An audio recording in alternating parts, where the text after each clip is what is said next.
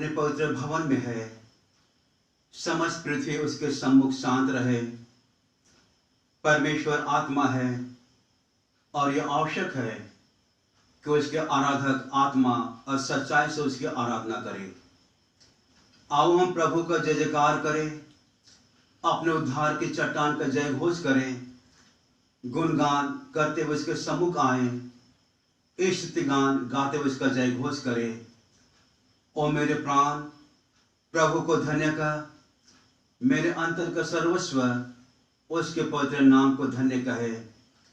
ओ मेरे प्राण प्रभु को धन्य कर और उसके उपकारों को ना भूल। जब तक प्रभु मिल सकता है उसको ढूंढ लो, जब तक वह समीप है उसको पुकार लो।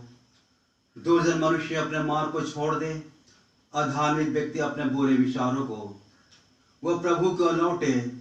जिससे प्रभु उस पर दया करे वह प्रभु के पास आए, क्योंकि प्रभु उससे पूर्णतः क्षमा करेगा। आमीन। प्रभु यीशु मसीह की महिमा में एक गीत है जिसका बोल है, खिदमत में हम सब होवे मशगूल। यह गीत संख्या 251 से लिया गया है, 251। खिदमत में हम सब होवे मशगूल, हो नमूना मसीह का अब दिल से मकबूल। उसकी बरकत से हो कर मजबूत ला कलाम, जो कुछ आवे सामने हम देवेंगे अंजाम। करो काम, करो काम, करो काम, करो काम। सातों में सात माँ, काम होवे दिल से मालिक का। खिदमत में भूखे पाए खुराक और बताए हमा दो को चश्माए पान। हाथ में लेकर सलीब काफे बाला निशान, हम सुनाए हर जा मोप नजात का बयान। करो काम, करो काम, करो काम, करो काम। सातों में सात माँ, काम होवे दिल से मालिक का। खिदमत में मिलकर हो जबरदस्त, ताकि सपना दुश्मन की पावेंगे शिकस्त। लेकर नाम यहोवा रब आलिशान, तुम सुना वो हर जा मोप नजात का बयान। करो काम, करो काम, करो काम, करो काम। सातों में सात माँ, काम होवे दिल से मालिक का। खिदमत में गर हम रहे मुदाम, होगा ताजे जला ले हमारा इनाम। जब हम पहुँचेंगे अपने आसमानी मकान, तब हम गाएंगे सदा नजात का बयान। करो काम, करो काम, करो काम, करो काम। में साते मान, काम होवे दिल से माले का। प्रभु यीशु मसीह की महिमा हो, आमीन। पाप अंगीकार की प्रार्थना में हम शरीक होंगे। पेज नंबर 238, क्रमांक संख्या 5। परमेश्वर ने संसार से ऐसा प्रेम किया कि उसने अपना इकलौता पुत्र प्रभु यीशु ख्रीस्त दे दिया कि हमें पापों से बचाए, स्वर्ग में हमारी निवेदन करता हो और हमें शाश्वत जीवन में पहुंचाए। इसलिए हम पश्चाताप और विश्वास के साथ अपने पापों का अंगीकार करें। हम परमेश्वर की आज्ञाओं का पालन करने का और सब मनुष्यों के साथ मेल मिलाप और प्रेम से रहने का दृढ़ निश्चय करें। क्रम संख्या 6 की प्रार्थना में एक साथ कहें।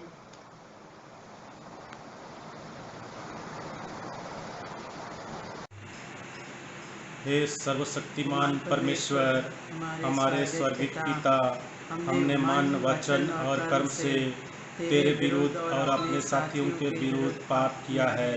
हमने अपनी अज्ञानता और दुर्बलता के कारण और जानबूझकर भी बुराई की है और भलाई करने में असफल रहे हैं। इन सब पापों के लिए हम सचमुच खेदित हैं और अंतःकरण से पश्चाताप करते हैं।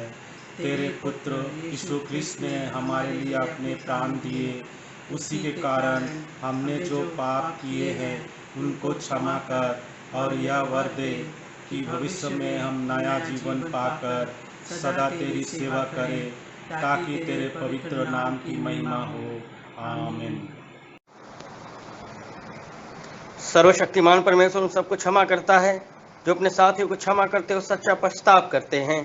वो हम पर दया करे, हमारे सब पापों को क्षमा करे और उनसे हमको छुटकारा दे, सब भले कामों में स्थिर और सबल करे और शाश्वत जीवन में बनाए रखे, आमीन।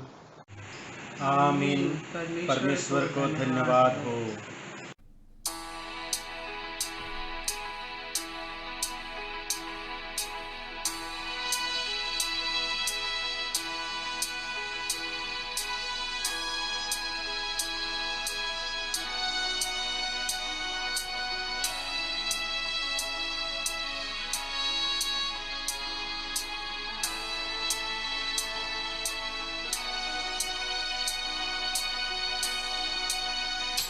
तू प्यार का सागर, सागर दया का तू है। तू प्यार का सागर, सागर दया का तू है। तेरे प्यार के सागर में हम चाहते हैं। तेरे प्यार के सागर में हम तैरना चाहते हैं।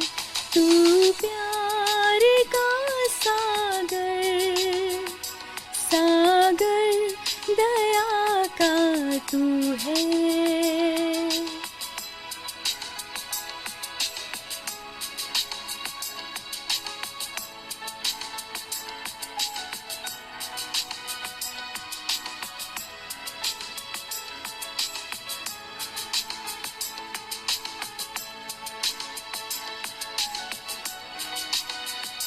गहराई मिले सागर की, ऊंचाई मिले आसमां की। गहराई मिले सागर की, ऊंचाई मिले आसमां की। पर कोई माप ना पाएगा गहराई तेरे प्यार की। पर कोई माप ना पाएगा गहराई तेरे प्यार की। तू प्यार का सागर, सागर दया का तू है।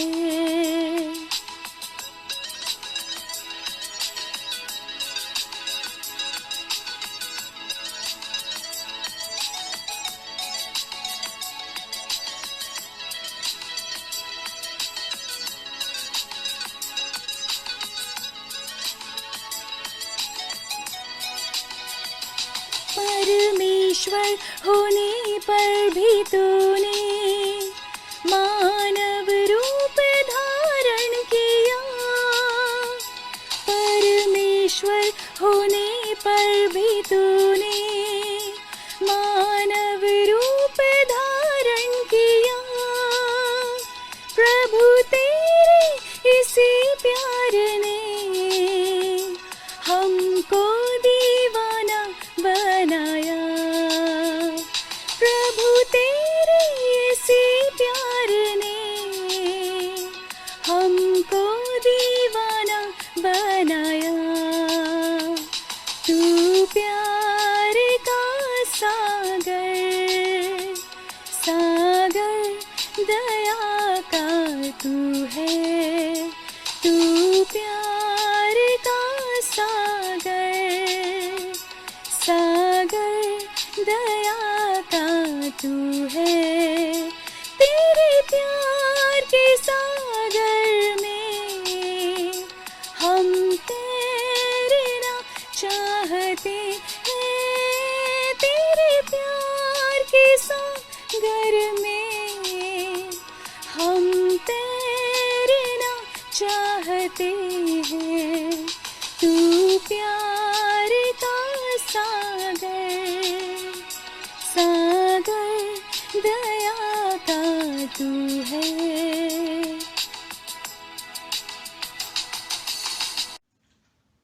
मेरे साथ निकाले मत्ती की इंजील उसका 13 बाब उसका 44 आयत से लेकर के 52 आयत तक। मत्ती की इंजील उसका 13 बाब 44 आयत से लेकर के 52 आयत तक। कलीसिया वचन के सम्मान में कृपया खड़ी हो जाए।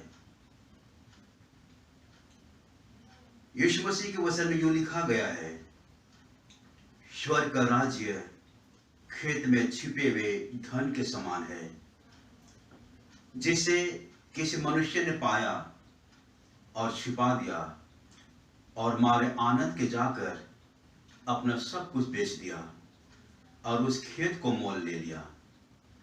फिर स्वर्ग का राज्य एक व्यापारी के समान है जो अच्छे मोतियों की खोज में था। जब उसे एक बहुमूल्य मोती मिला तो उसने जाकर अपना सब कुछ बेच डाला और उससे मोल ले लिया। फिर स्वर्ग का राज्य उस बड़े जाल के समान है जो समुद्र में डाला गया और हर प्रकार की मछलियों को समेट लाया। और जब जाल भर गया तो मछुए उसको किनारे पर खींच लाए और बैठकर अच्छी अच्छी तो बर्तनों में इकट्ठा की और निकम्मी निकम्मी फेंक दी। जगत के अंत में ऐसे ही होगा। स्वर्गदूत आकर दुष्टों को धर्मियों से अलग करेंगे और उन्हें आग के कुंड में डालेंगे जहां रोना और दांतों का पीसना होगा। क्या तुमने ये सब बातें समझी? उन्होंने उससे कहा, हाँ। उसने उनसे कहा, इसलिए हर एक शास्त्री जो स्वर्ग के राज्य का चेला बना है उस गृहस्थ के समान है जो अपने भंडार से नई और पुरानी वस्तुएं निकालता है। प्रभु इस पढ़े गए वचन को आशीष दे। आमीन। प्रभु के वचन में जाने से पहले आइए हम छोटी सी प्रार्थना करें। अनुग्रहकारी दयालु जीवित पिता यीशु, हम सारी बातों के लिए आपको धन्यवाद देते हैं।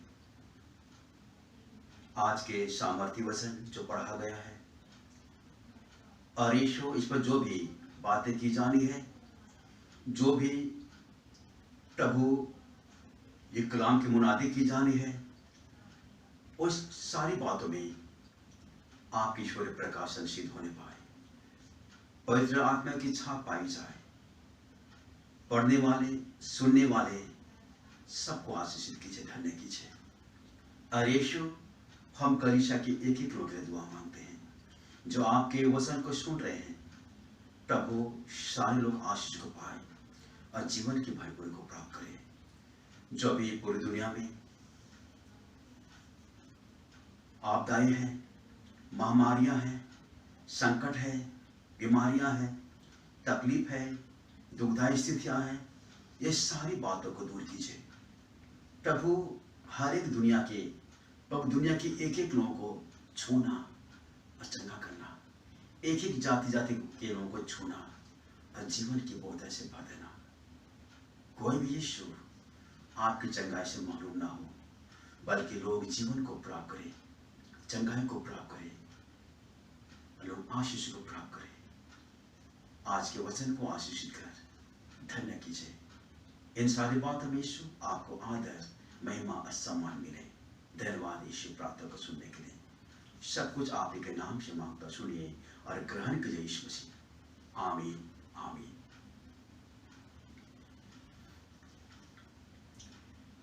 मित्रों, अभी आपके सामने में मत्ती की इंजील उसका 13 बाब उसका 44 आयत से लेकर के 52 आयत के बीच में पढ़ा गया है। मित्रों, आज के वचन में हम साफ साफ देख सकते हैं ये वर्णन जो किया गया प्रभु यीशु मसीह के द्वारा से स्वर्ग के राज्य की उपमा के बारे में कि वह किसके समान है, वह किसके मानिंद है। आज इसी बात को हम देखेंगे। जैसा कि लिखा गया है, स्वर्ग का राज्य।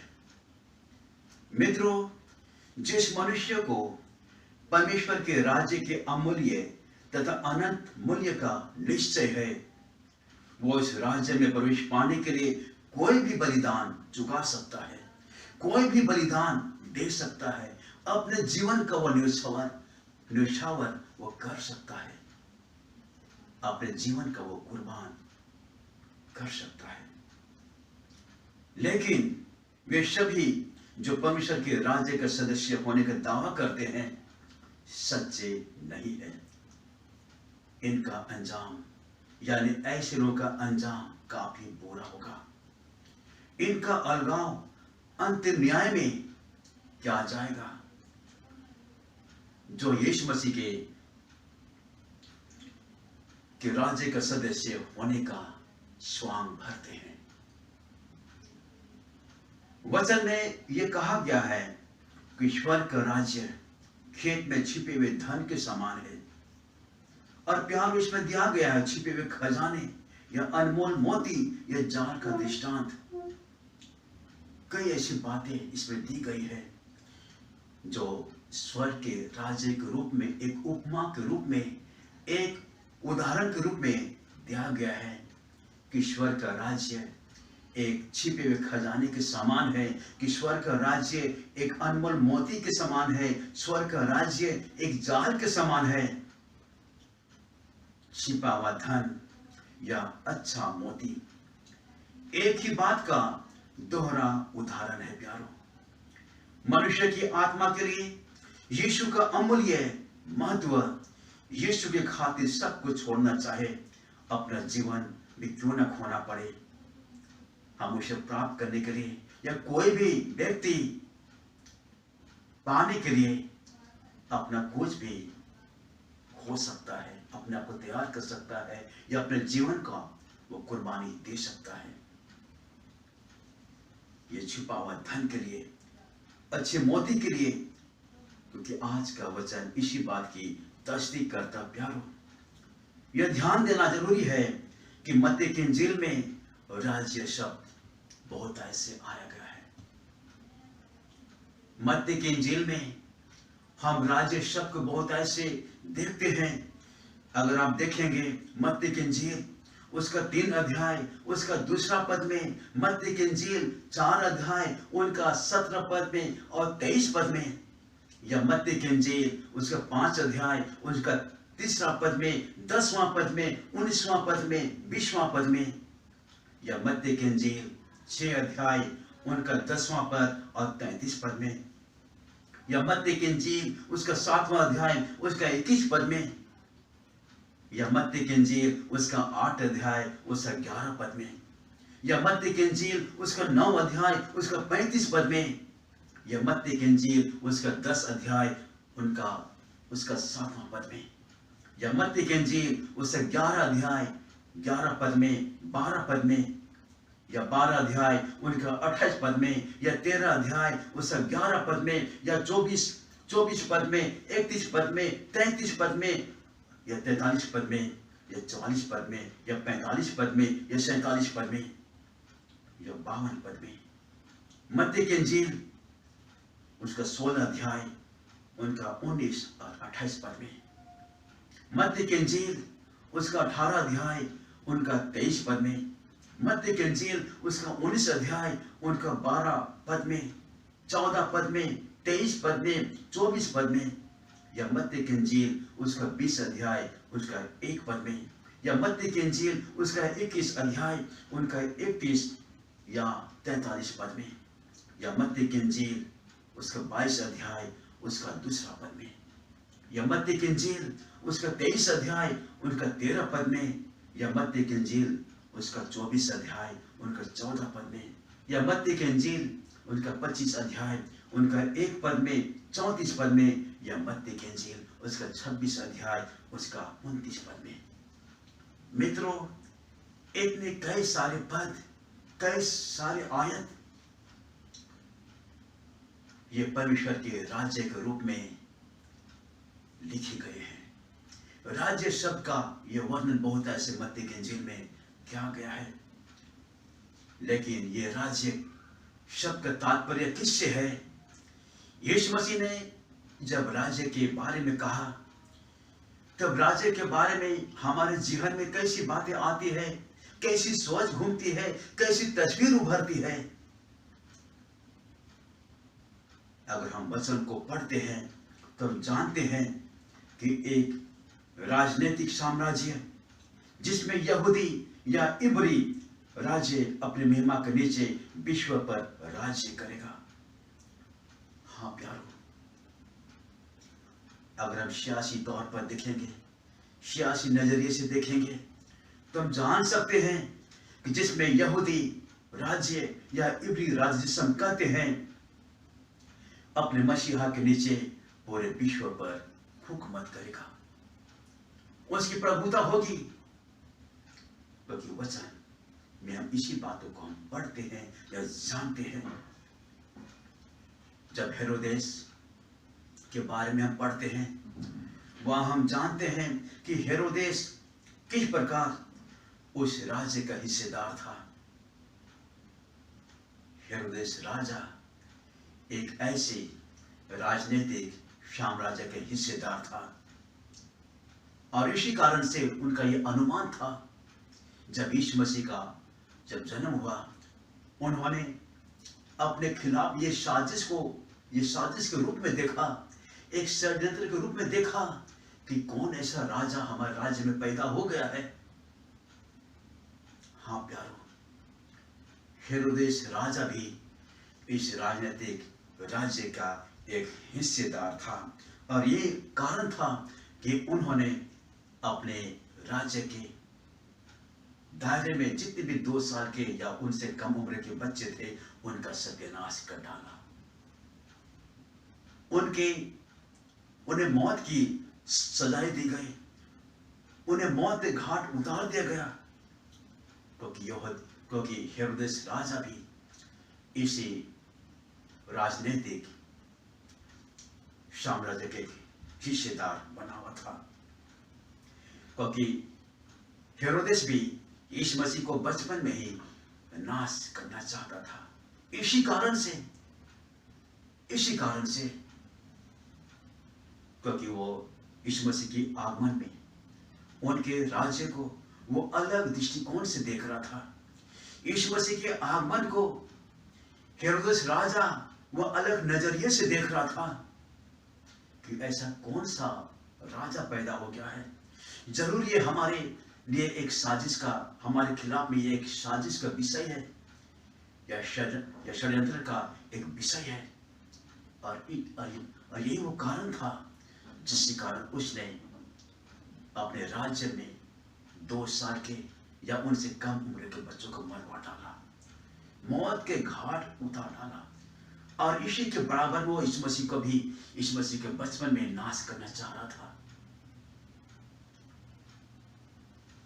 प्यारो, वचन आज के इस राज्य के संदर्भ में बहुत सारी बातें करती है, क्योंकि हेरोदेस राजा सोचता था कि मसीह का राज्य उनके विरोध में एक राजनीतिक राज्य होगा, एक राजनीतिक राज्य होगा। और हम देख सकते हैं वो ये सोच करके ये भी एक राजनीतिक एक साजिश का हिस्सा होगा। अगर हम आगे पढ़ेंगे मत्ती की इंजील उसका 11 अध्याय उसका 3 पद में, तो वहां भी हम पाते हैं प्यारो कि यूहन्ना बपतिस्मा दाता भी एक राजनीतिक साम्राज्य का हिस्सेदार बना हुआ था। अगर हम वचन को खोलेंगे, वचन को देखेंगे, मेरे साथ निकाले मत्ती की इंजील उसका 11 अध्याय उसका 3 पद में लिखा है, क्या आने वाला तू ही है या हम किसी दूसरे की बाट जोहे? यूहन्ना साफ साफ यीशु मसीह के बारे में कह रहा है, क्या आने वाला तू ही है या हम किसी दूसरे व्यक्ति की बाट जोहे? यूहन्ना के जीवन काल के समय में या उनके सेवा काल के दौरान में सियासी उलट पुलट हो रही थी, राज्य का दौर उलट पुलट हो रहा था, उत्थान पतन हो रहा था, क्योंकि पूरे यहूदी लोग आने वाले मसीहा के रूप में जो है एक नए सल्तनत के रूप में देख रहे थे, एक आने वाले नए जीवन काल के साथ एक नए साम्राज्य के बारे में सोच रहे थे। और इसी के कड़ी में यूहन्ना भी एक राजनीतिक साम्राज्य का एक हिस्सेदार था प्यारो, क्योंकि उसने भी यीशु मसीह के बारे में उन्हें आशंका हो रही थी, आशंका हो रही थी कि जो व्यक्ति हमारे बीच में आ चुका है उनका व्यक्तित्व कैसा है, क्या वो सियासी व्यक्ति है, क्या वो राजनीतिक व्यक्ति है।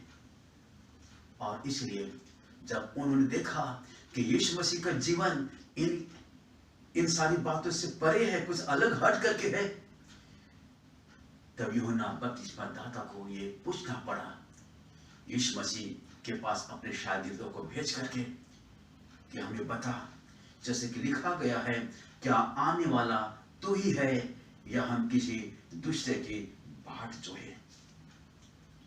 क्योंकि यूहन्ना बपतिस्मा दाता भी यीशु मसीह के विषय में सशंकित था, शंकालु था, क्योंकि उस दौर के सारे लोग इसी विषय को मान के चल रहे थे कि एक मसीहा आएगा जो पूरे इजराइल को, पूरे यहूदी राष्ट्र को रोमन हुकूमत से हमेशा हमेशा के लिए आजाद करेगा। और प्यारो, हम देखते हैं किस प्रकार यूहन्ना ने इसी बात को कहा था, लेकिन इसी के साथ साथ हम जानते हैं कि यूहन्ना ही अकेला एक ऐसा व्यक्ति नहीं था जो उस काल के इस मसीह के साम्राज्य को जो वो देख रहा था, शंकालु था। यूहन्ना के साथ साथ इस मसीह के शिष्य भी शंकालु थे, अर्थात वे लोग भी एक राजनीतिक साम्राज्य के हिस्सेदार बने हुए थे। और हम वचन में पाते हैं, अगर आप मेरे साथ निकालें प्रेरित उसका 1 अध्याय उनका 6 पद में, जब यीशु मसीह का जब पुनरुत्थान हुआ, पूरे शिष्य का ये पहला सवाल यीशु मसीह से था, जैसा कि प्रेरित उसका 1 अध्याय उसका 6 पद में हम पाते हैं, यहाँ लिखा गया है, अतः उन्होंने इकट्ठे होकर उससे पूछा, हे प्रभु, क्या तू इसी समय इस्राएल को राज्य फेर देगा? शिष्यों का, पूरी जमात का यीशु मसीह से यह पहला सवाल था। जब यीशु मसीह मौत से फतेहमंद होकर के शिष्यों को अपने आप को प्रकट किए, शिष्य पूरे जमा होकर के, इकट्ठे होकर के यीशु मसीह से यह पहला सवाल किए, कि हे गुरु, हे रब्बी, हे प्रभु, क्या तू इसी समय इस्राएल को राज्य फेर देगा? हाँ मित्रों, हेरोदेस ही एक ऐसा व्यक्ति नहीं था, यूहन्ना ही एक ऐसा व्यक्ति नहीं था, बल्कि यीशु मसीह के शिष्य भी एक राजनीतिक साम्राज्य के हिस्सेदार बने हुए थे। उनके मस्तिष्क में उनके राजनीतिक आजादी का उनके राष्ट्र के लिए थी, और ये लोगों के जीवन में, उनके मन मस्तिष्क के भंडार में, उनके जीवन में उन सारी बातों में पहला स्थान जो था वो राजनीतिक सुरक्षा के रूप में थी, जो उनके जीवन में चल रही थी, जो उनके हृदय में उथल पुथल मचा रही थी। और हम देखते हैं इस बाबत में, इस विषय में, और हम कह सकते तब कैसा राज्य था यीशु मसीह का, तब यीशु मसीह का हुकूमत कैसा था, जिसके बारे में नबी बात करते थे, चर्चा करते थे, घोषणा करते थे, या मुनादी करते थे, या भविष्यवाणी करते थे। यीशु मसीह का साम्राज्य कैसा था जो यीशु मसीह स्थापित करने के लिए आया था? हाँ मित्रों, यीशु मसीह एक राजनीतिक राज्य नहीं, परंतु मनुष्य के हृदय में राज्य और उनके हृदय के द्वारा उनके जीवन और विचारों का पूर्ण नियंत्रण करने के लिए आया था। जैसा कि हम वचन में पाते हैं, मनुष्य के हृदय का क्षेत्र जिसके ऊपर यीशु राज्य करने के लिए आया था। जब वो कोई भी व्यक्ति हो, संसार के क्षेत्रों में, कोई भी छोर में, कोई भी राज्य में, कोई भी प्रांत में, कोई भी देश में कोई भी व्यक्ति हो, सभी के जीवन को नियंत्रित करने के लिए आया था, हर एक के हृदय में राज्य करने के लिए आया था। और हम वचन में साफ साफ पाते हैं उनका आने का मकसद यही था कि वह पूरे लोगों के हृदय में हुकूमत करे, उनके जीवन को बदल दे, उनके जीवन को जो भी चारित्रिक हिस्सा है उनको बदल दे, हर एक तौर से समस्त मानव जाति उससे प्रेम करे। लेकिन हम क्यों इससे प्रेम करें? हमारे पास भी एक सवाल है कि हम यीशु मसीह को हम क्यों प्रेम करें? मित्रों, हम इसीलिए प्रेम करें, इसीलिए हम उसको हम पहला स्थान हम दें, ताकि वह हमको अपने स्वरूप में बदल डाले, वह हमारे जीवन के चित्त को पूरी तौर से बदल डाले। इसके लिए प्रेम के कारण, उसके प्रति प्रेम के कारण हम उसकी आराधना करें, उनकी महिमा करें, उनकी प्रशंसा करें, क्योंकि ये हमारे लिए एक ईश्वर की इच्छा यही बनती है कि हम अपने यीशु को, अपने परमेश्वर को पहला और ऊंचा स्थान दें और सारी बातों में पहला दर्जा दें, और उसे अपने जीवन से बढ़ के हम प्रेम करें, उनका हम आदर करें, उनका हम सम्मान करें, उनको महिमा दें, उनको हम प्रशंसा करें, ताकि यीशु मसीह हमारे चरित्र में नया बदलाव को लाए, नई परिवर्तन को लाए और हमारी आत्मा में नवीनीकरण करे। यही आज का वचन है, यही आज का संदेश है प्यारों। नए नियम में उपयोग किया गया शब्द जो राज्य के रूप में है वो दिव्य अर्थी के साथ में है, ये दूसरे अर्थ के साथ में है। और हम जानते हैं कभी कभी इनका मतलब जो है, इस राज्य शब्द का मतलब जो है व्यक्तियों के ऊपर, यानी पूरे मनुष्य जाति के ऊपर परमेश्वर के राज्य के लिए होता है। कभी कभी इनका मतलब जो है साधारण तरीके से धार्मिकता के साथ जो मनुष्य के बीच में है, या उनके राज्य सा प्रतीत होता है। कभी कभी राज्य शब्द का मतलब जो है यानी कलीसिया के साथ जुड़ा हुआ हम पाते हैं, या कभी कभी हम स्वर्गीय राज्य के रूप में पाते हैं। इस शब्द का आधार प्यारों, इस शब्द का आधार मूल विचार, जब मूल विचार हो वो यीशु के राज्य से संबंधित हो, जो मनुष्य के हृदय में संपूर्ण छुटकारे के साथ है, संपूर्ण उद्धार के घोषणा के साथ साथ है, जो आगे बढ़कर हम सब के लिए एक अनंतकालीन हम उनके राज्य का हिस्सा हम बन सकते प्यारों। इसलिए यीशु मसीह ने लूका की इंजील उसका 19 अध्याय उनका 10 पद में कहा था कि मनुष्य का पुत्र खोए हुए को ढूंढने और उसका उद्धार करने के लिए आया है। हाँ मित्रों, प्रभु यीशु मसीह पूरी मानव जाति के लिए आया, पूरे लोगों के लिए आया, ताकि उनके जीवन में अपने राज्य को प्रकट करे, उन सबके जीवन में अपने राज्य को प्रकट करे, उनके जीवन को बदलने के द्वारा से, उनकी आत्मा को नवीकरण के साथ बदलने के द्वारा से अपने राज्य को प्रकट करे। इसलिए यीशु मसीह ने कहा कि मनुष्य का पुत्र खोए को ढूंढने, क्योंकि हम आप खोए हुए हैं। जैसे कि आज का ये दृष्टांत जो जाल के समान है या मोती के समान है या गड़े हुए धन के समान है, आज यीशु मसीह हमारे आप को ढूंढने के लिए आया है, ढूंढने के लिए आया है, हमें मोल लेने के लिए आया है। जैसे कि आज का वचन कहता है कि एक व्यापारी ने, लिखा गया किस प्रकार कि एक व्यापारी ने, लिखा गया है कि खेत में छिपे हुए धन के समान है, जिसे किसी मनुष्य ने यानी एक व्यापारी ने पाया और छिपा दिया और मारे आनंद के जाकर अपने सब कुछ बेच दिया और उस खेत को मोल ले लिया। संसार खेत है प्यारों, ये पूरी दुनिया एक खेत है और यीशु मसीह ने इस पूरी दुनिया को खरीद लिया है। इस पर के एक एक लोगों को खरीद लिया है हम सबके जीवन को बदलने के लिए, हमारे जीवन के हर एक जो चरित्र है उनको बदलने के लिए, हमारा जो भी व्यवहार है उनको बदलने के लिए, हमारे जो भी आत्माएं हैं उनके नवीनीकरण करने के लिए, ताकि हम अनंत जीवन का हमेशा हमेशा के लिए वारिस बने। क्योंकि यीशु मसीह हमारे आप जैसे लोगों को ढूंढने के लिए इस दुनिया में आया। प्रभु यीशु मसीह आज के वचन को आशीष करे, धन्य करे। प्रभु यीशु मसीह का महिमा हो। आमीन आमीन। प्रभु यीशु मसीह की महिमा में गीत संख्या 233 गाया जाएगा। गीत का बोल है, तेरी शीरीन आवाज मैं सुनता हूँ खुदा, तेरी शीरीन आवाज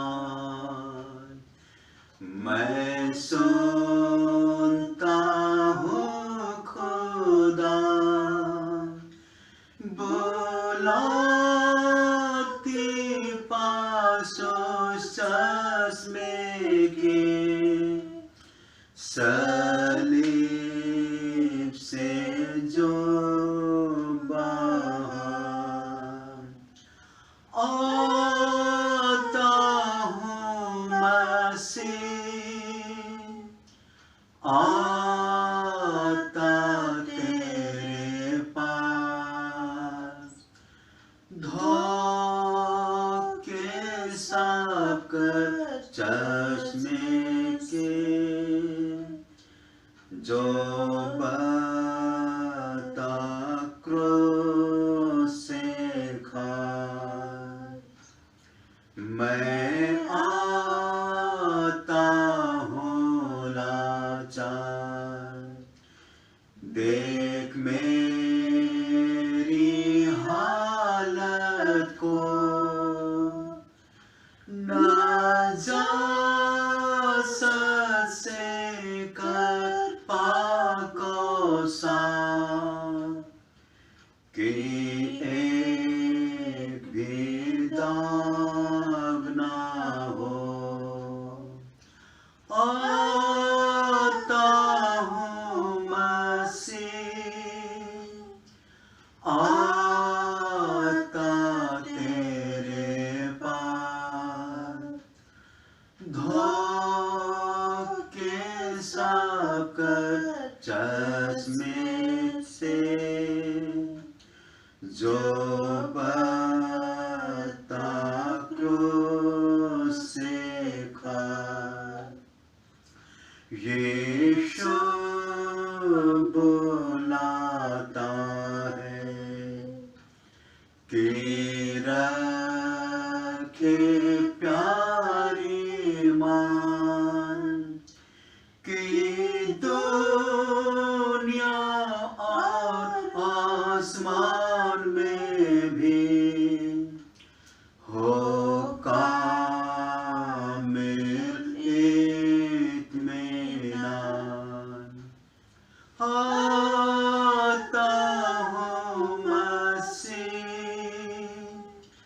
आता तेरे पास, धोखे साकर चश्मे से, जो बता क्रोध से खा, वह कामिल करता है मेरा नाकामिल काम, जो फैज को चाहता है उससे फैज पाता है मोरा। आता हूँ मसीह,